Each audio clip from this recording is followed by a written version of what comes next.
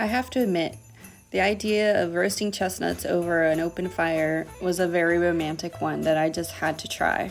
I thought it would be simple enough, but the first batch turned out very over roasted.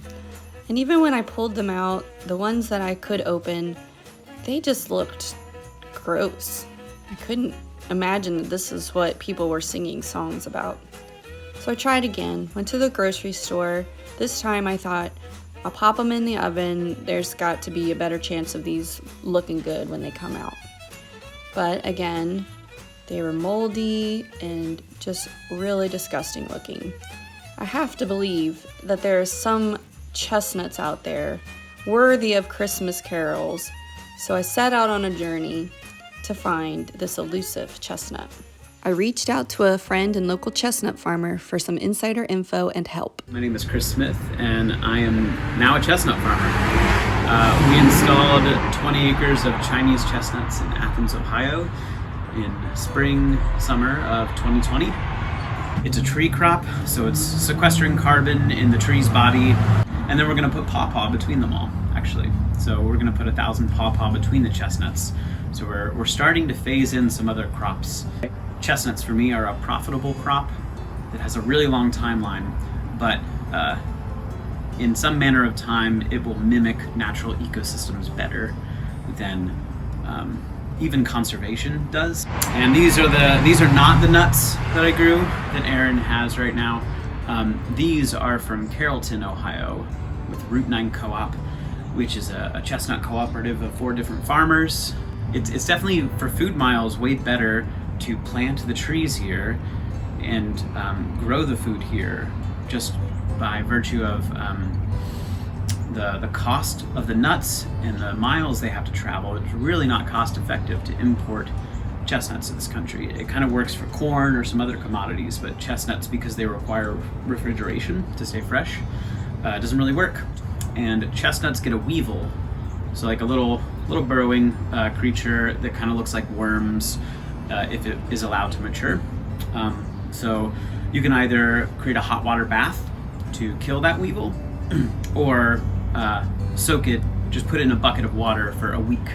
So these chestnuts sat in a bucket of water for a week, which killed most of the mold spores that were on some of them, and the weevil that's inside. So why do you grow chestnuts? Our world needs more trees, and we need to start thinking of trees as food again. There were competitions back in the 20s of like the best mulberry tree in America. We used to understand that trees could be crops. So we need to kind of revert to that pattern a little more. I only had a chestnut for the first time last year because it's just not really a part of the American diet. But they're delicious and wonderful. They're very starchy relative to other nuts. There's lots of carbs in them. Like, this is one of my favorite things to do, is just kind of get a bit of a corner and just eat it fresh, especially off the ground. And you just, like, the skin, the shell is really thin, different than walnut or other nuts.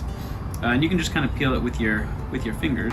We had chestnut pie, a chestnut cheesecake with still some chestnut flour, but also like chunks of the nuts still.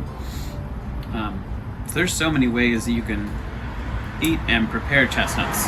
Just eating them fresh is pretty great. That's so cool. Thank you, Chris. Yeah.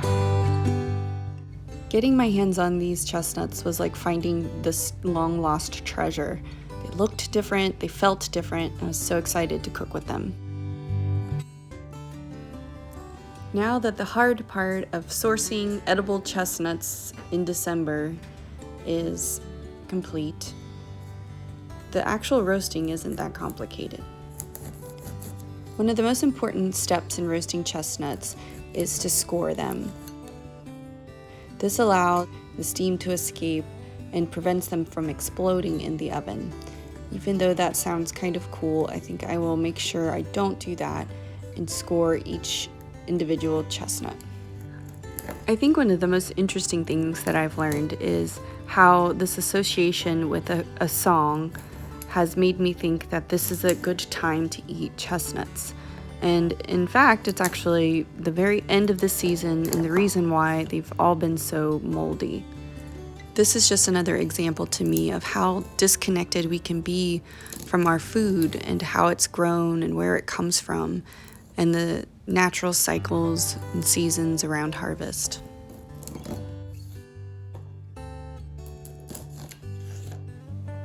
After you've scored each chestnut, place them on a pan with the score facing up in an oven at 425 degrees for 15 to 25 minutes. The chestnuts on the left were actually boiled first prior to roasting, as that was one recommendation that I saw, but when I pulled them out of the oven, they looked pretty much the same. I did let them sit covered for another 15 or 20 minutes, and I think that helps loosen the shell even further and makes peeling them even easier. About 100 years ago, 4 billion American chestnut trees lived in the eastern forests of the United States. Those trees were considered a keystone species, largely depended on by wildlife and humans for food. In the late 1800s, a blight fungus was introduced from an imported Chinese chestnut tree that quickly spread and wiped out billions of trees in under 40 years.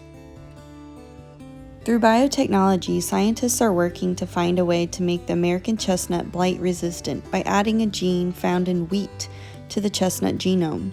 This addition allows the American chestnut to produce a substance that blocks the acids in the fungus that kill the tree.